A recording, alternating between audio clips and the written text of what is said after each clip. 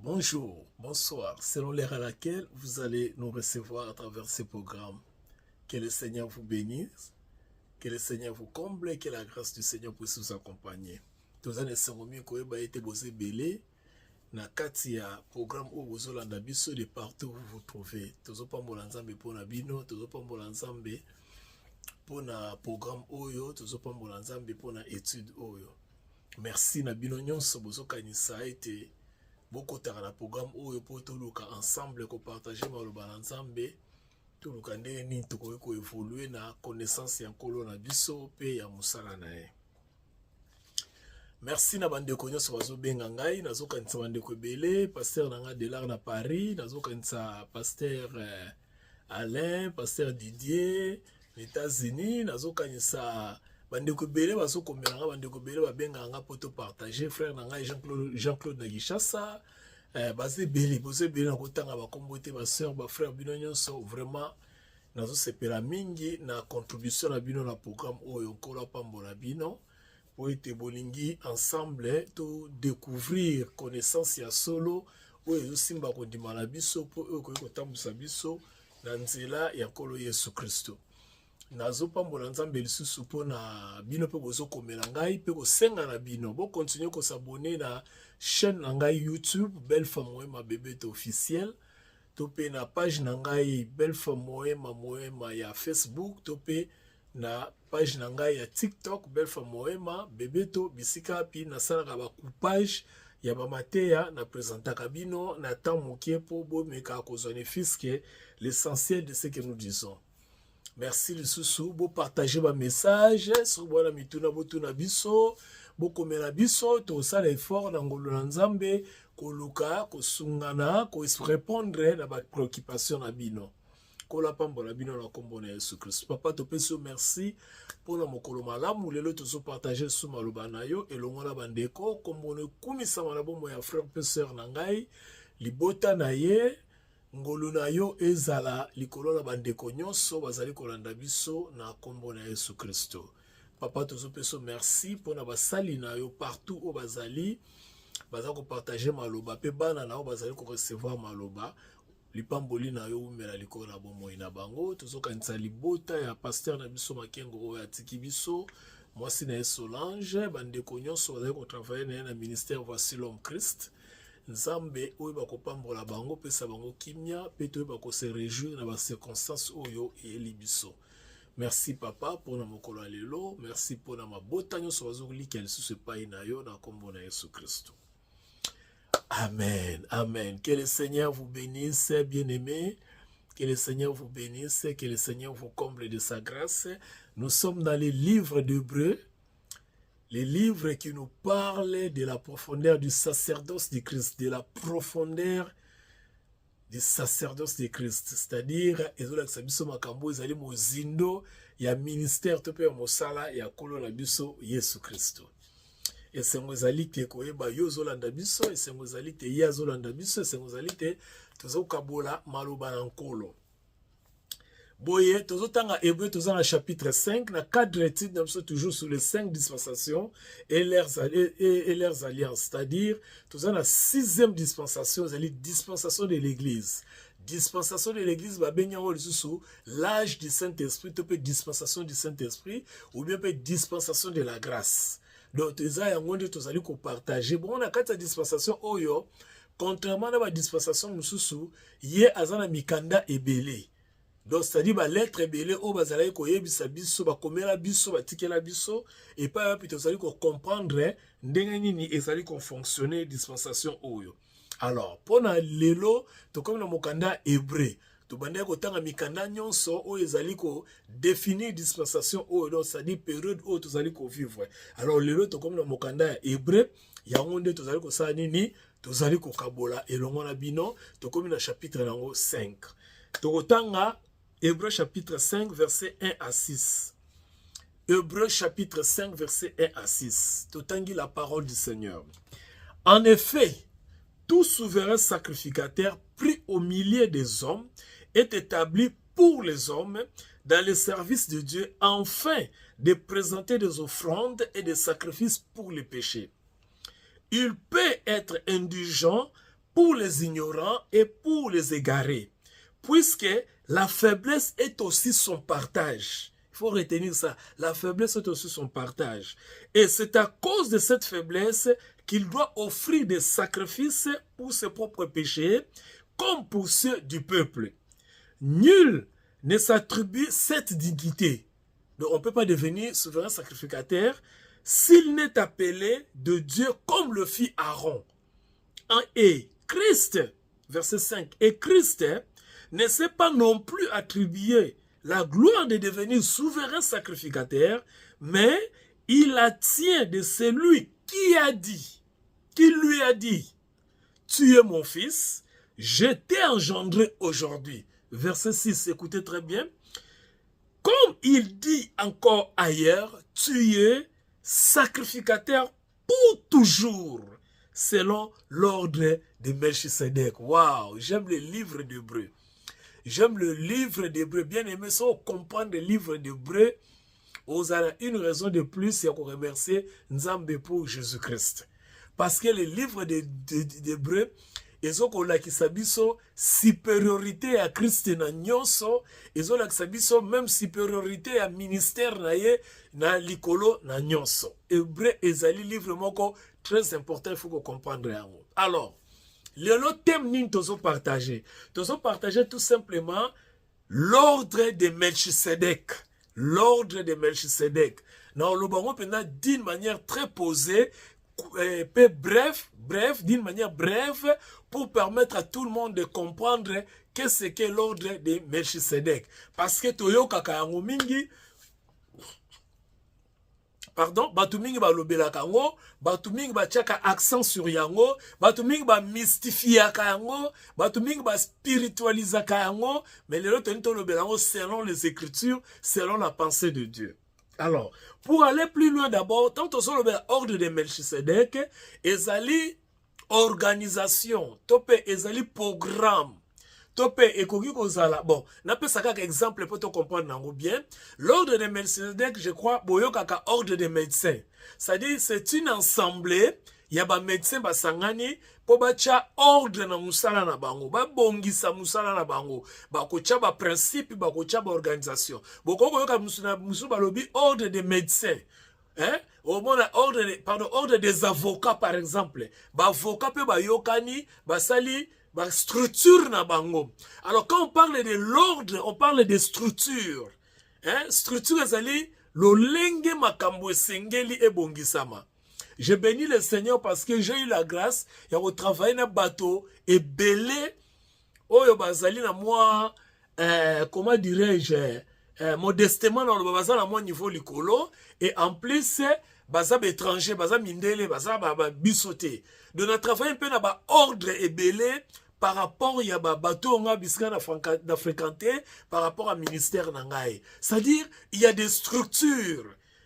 Ezali na ndenge bongi sama. Quand on parle de structure, on parle des choses qui sont ordonnées, des choses qui sont organisées, des choses qui sont structurées. Yango ba benyango ordre des médecins, ordre des avocats, et ici nous parlons de l'ordre de Melchisedec. C'est-à-dire structure ya Melchisedec, le lenge ya Melchisedec. Donc ce n'est pas que na kata ordre des médecins, par exemple, ben na ordre des avocats, yo soza mécanicien au côté, yo soza, je ne sais pas moi, juge par exemple au côté, yo soza na fonction mususu ke ba médecin ou bien ba avocat au koki koko tate. Le lenge mo be ordre Melchisedec, ce qu'on zali na kata structure wana ozana ordre, ozana appel ya ordre wana te au koki koko ta na ordre wana te. Voilà. Alors, quand on définit ordre nengwana, pour nous gagner temps, ordre tozanango, na concept biblique, tozana deux ordres. Ba ordre mi balé. Donc deux ordres. Ba ordre mi balé tozanango, na scripture biblique. Ba ordre mi balé. Ordre liboso zali ordre d'Aaron. Vraiment, on a très rapide parce que temps zaté.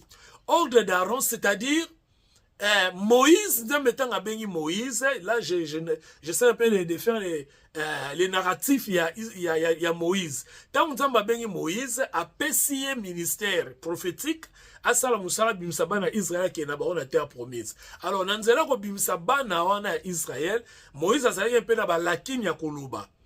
et nzamba tchaki Aaron de konae pembeni na ye po azala lokola porte-parole na ye. Donc moto akoko koloba na kati na ye.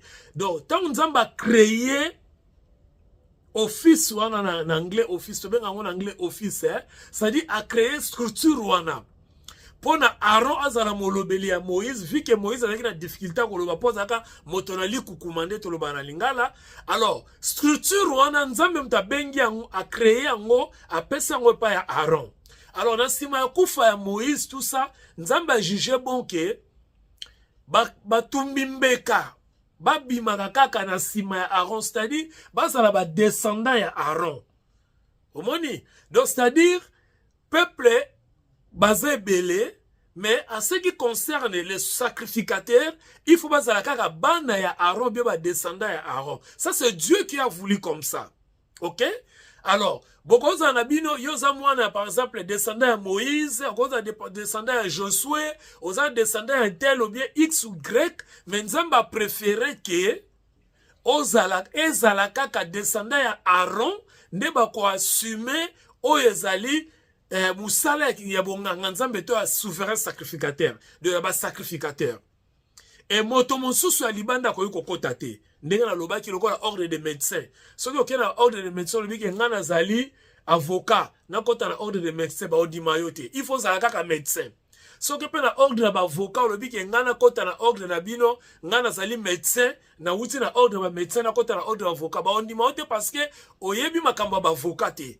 Ndenge moko pe ordre ya Aaron esengela kaka ezala mwana ya Aaron de ko sala musala wana. Bien-aimé dans le Seigneur, permettez-moi de vous dire que bandeko bele bate ya ka Bible mais balinga koyeko la Bible te. Bandeko bele bate ya ka Bible mais balinga koyeko la Bible te. Yako ba kotsa bino na bulu yeke basangisa makambo ebele ezo compliqué bino ezo bakisa bino ba fardeau na kati ya vie chrétienne na bino o esengela ki bo sepela nango du fait que vous êtes en Christ. Mais bandeko bele ba bakisa bino ba fardeau parce que balingi kotanga Bible te na mozindo na yango. Au moins ndenge na expliquer bino ordre de médecin na ordre ya ba avocat. Okozala avocat moko expérimenté, mais jamais tu seras admis na ordre de médecin. Tout simplement parce que tu ne connais rien de la médecine. Mais tu es avocat. De la même manière qu'okozala le meilleur des médecins. Tango okende okota na ordre des avocats, bakondima yo te. Parce que tu ne connais rien du droit. Tu vois? Donc, batu na batu bazo se respectane na coin na bango. Ndenge moko pe na ordre d'Aaron. Ordre d'Aaron zali ordre moko bikol Moïse yemona na zalaki moto nzamba bengaki. Moïse azalaki na bana. Moïse azalaki na bandeko ya basi pe ya mibali.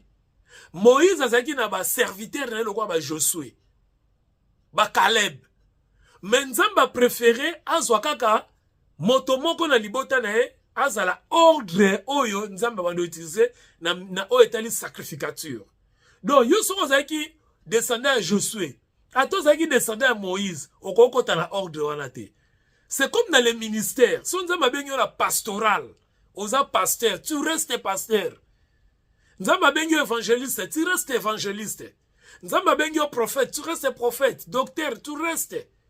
Oui, dans le Nouveau Testament, puisqu'il y a la dispensation de la grâce, Nzamba koyo kopesa yo 2, 3, 4, 5 ministères, le quoi appelle ça apôtre Paul, le quoi appelle yemoko Jésus-Christ azalaki.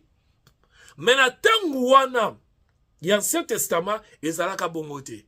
Batu bakoka ko asime, ezalaka ka batu bazana ordre d'Aaron. Wana ezali premier ordre. Nous allons aller maintenant pour faire comprendre bino deuxième ordre. Deuxième ordre ezali obabengi ordre de Melchisedec. Ordre de Melchisedec, c'est de ça que nous allons nous atteler. Soit aussi ça on le loteno kene maintenant malembe pour nous faire comprendre bino makambo ezana kati. Ordre de Melchisedec. Tokenongo malembe parce qu'il s'agit de Melchisedec. Que Dieu nous aide vraiment. Na ordre de Melchisedec ezali pe ordre le lenge moko na ordre ya Aaron.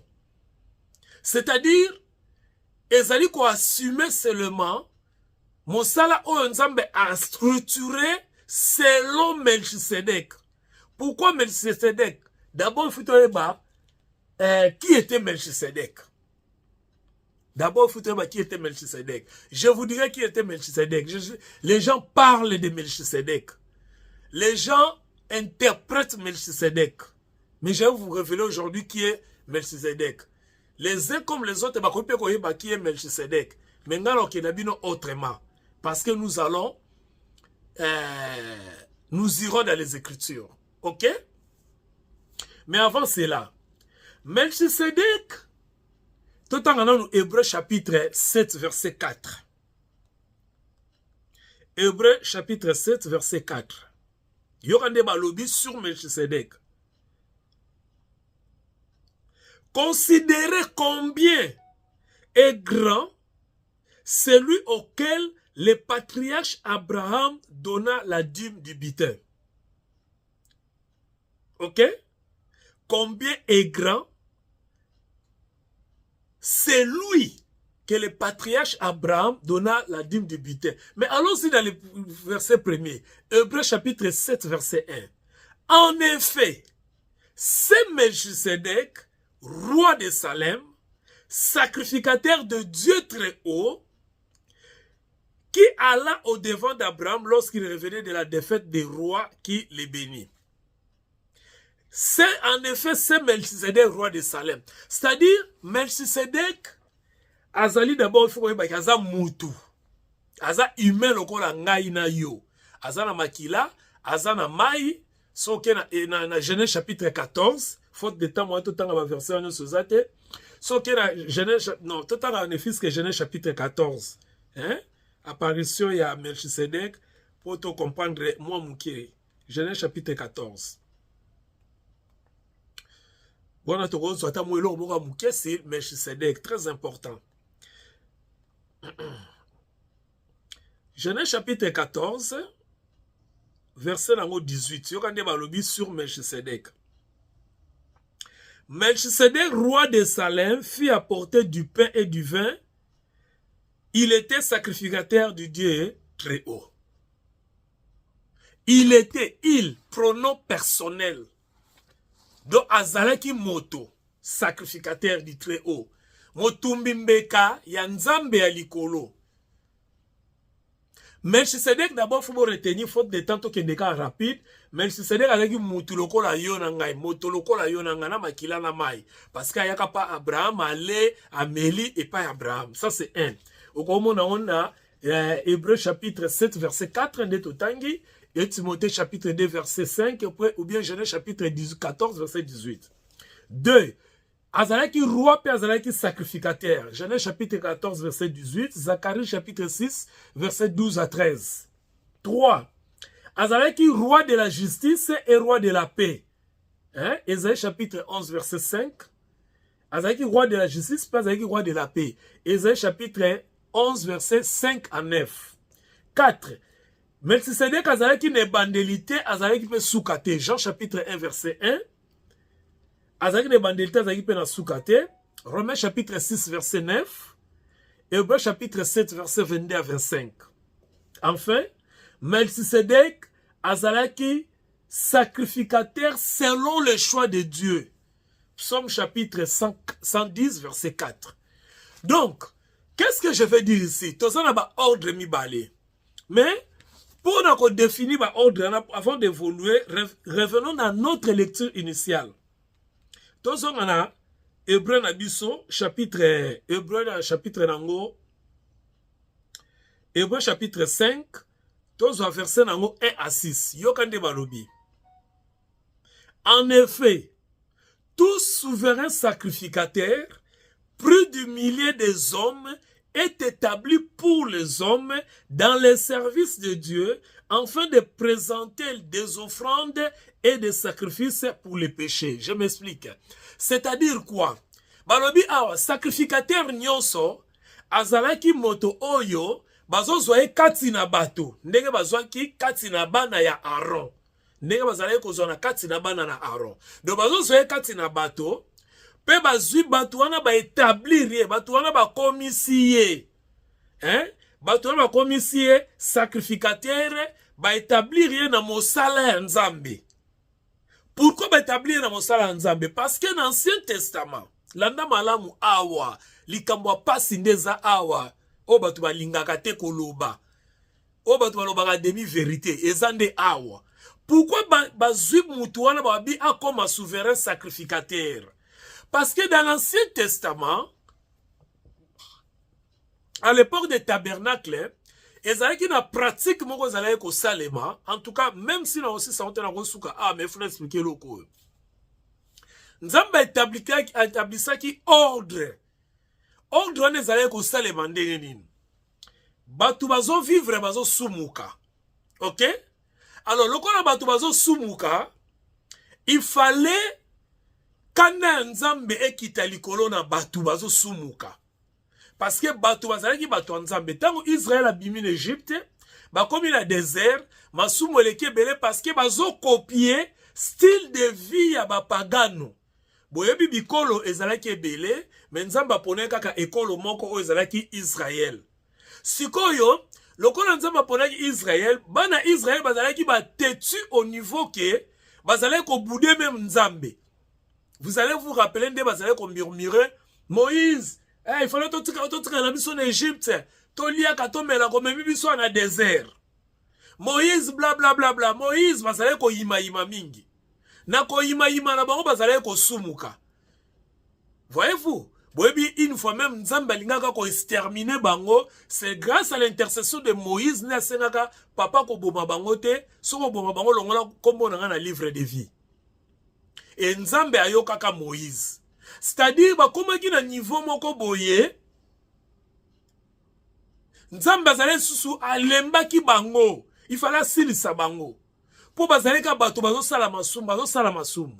Ti Nzambe ayeko établir ordre moko na kati na tabernacle, c'est-à-dire bon masumu na bango bazo sala ko les autres sanga kanda.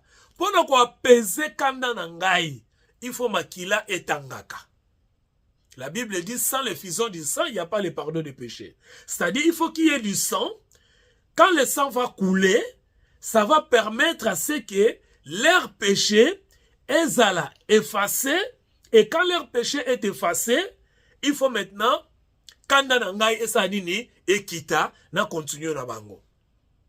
Voyez-vous? C'est-à-dire c'est cet ordre-là que Dieu a établi. Dieu a créé cet ordre-là pour lui permettre qu'on a relation moko malamu na bango. Relation to benga ngo na théologie, la relation du miséricorde.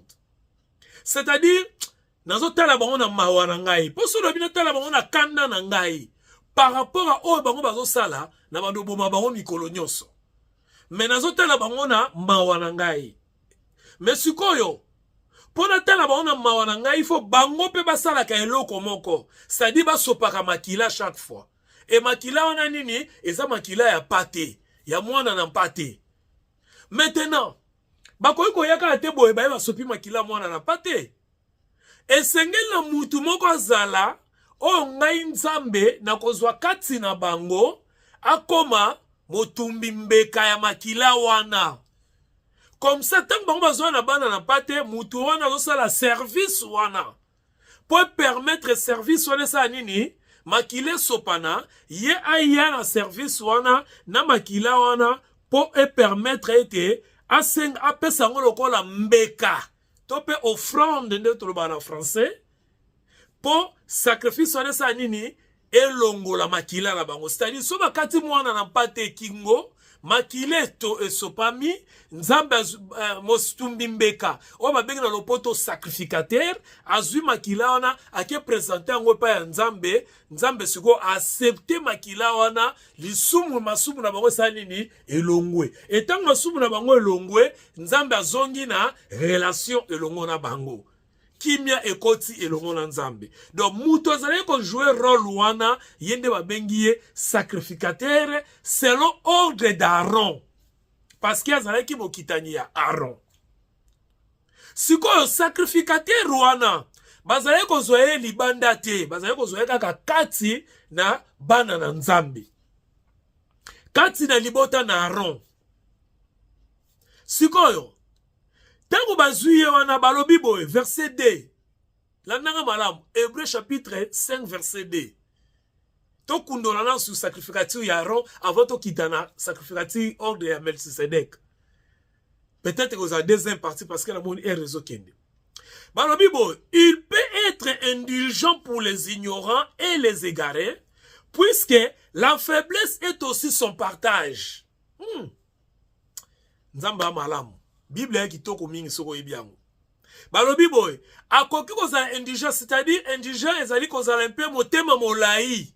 Et pas bato bazaba ignorant, c'est-à-dire bato ba yebite, pe et pas bato bazaba égaré, c'est-à-dire musala na ezali atala ka bato ba ndenge bazo sumuka.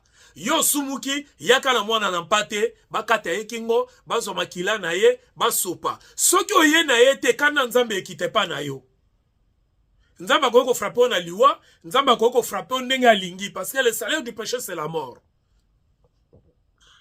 Sikoyo yako tala yo sumuki oyo ko lele pa na ye. Mais muto azane ti ignorant, ayebi na ye makambo ya nini te, ya mibe kote, akoko yo kele mwa mawa, aokipe tata pese lo kote, po muto wana ayebi te. Lokola ba pagano par exemple. Ba pagano bazaki na droit ya ko offrir bana na patete ko kata bakingo bana na patete. Po bango bazaki na o ba ignorant et concernant ki bango te. Et ezaki na catégorie ba tumso ba bengi bango ba égaré. Bato ba kata singa. Si faut dire ça lingala, ba égaré bato ba kata singa. Nzambe azaki na posa na bango te. Et pardon, tumimbeka azaki na posa na bango te, azaki na motema molai po na bango. Pourquoi azaki na motema molai po na bango? Parce que yemoko, yoka bien de balobi, yemoko balobi nini? Puisque la faiblesse est aussi son partage. Parce que yemoko pe azaki moto na bolembu. Na bolembu na sens nini? Na sens que tout homme est faillible. Humain nyonso azana ba faillite. Humain nyonso azana ba faiblesse. Ngai na yo tozana bolembu. Lemsu bolembu na ngeza kofinga, bolembu na ozali kanda, bolembu ayekuna ezali koyina, biso nyonso tozala ba faiblesse. En d'autres termes, nde batu musu balobake, biso nyonso toza batu na masumuki. Voyez-vous? Donc c'est-à-dire motumbi mbeka wana ata ye azokende kotumba mbeka pona bato mosusu basali masumu ezopesa nzambe kanda, me ye moko pe aza na lisumu po ete lokola aza moto aza pe na bolembu. Est-ce que vous comprenez? Lokola moto ye mopa se retrouver na lisumu. Donc c'est-à-dire ye akoki normalement kosala sacrifice ya batute. Parce que ye aza na lisumu lokola batu wana. Eza lokola yo mutu na masumu, ngana mutu na masumu, siko ngana komema yo wapi. Ngana komite ya onini, po biso na to sala yeloko moko. Oyo kutanga na zo yiba pasteur. Yo pozo yiba nani apesa muninga conseil. Mutu moto apesa muninga conseil. Ah, pasteur yo yibi, ngape na yiba, to kabwani ka nengo wana. Pour ngape na la faiblesse, ye pas la faiblesse. Et si kon nzamba yako ba, yo kana verset 3. Et c'est à cause de cette faiblesse qu'il doit offrir des sacrifices pour ses propres péchés comme pour ceux du peuple. C'est-à-dire, avant abandako tumbambeka, pona bolimbisi ya masumu ya bandeko mususu, esengeli na ye nanu, atumbambeka nanu, pona masumu na ye moko. Omoni? Donc il faut abandonner ko tumba mbeka pona masumu na ye moko, après ake tumba mbeka pona masumu batu mususu. Donc azaki na double service à kosala avant que asala musala na ye onzamba bengela ki ye o aponela ki ye katina bato. Parce que soka tumi mbeka pona masumu na ye te, ako ye nzamba ko boma ye. Parce que le salaire du péché c'est la mort. C'est pourquoi il faut tumana mbeka pona masumu na ye, et après ko tumambeka pona masumu na ye, ake tumambeka pona masumu ya bandeko mosusu oyo ye azo salela musala.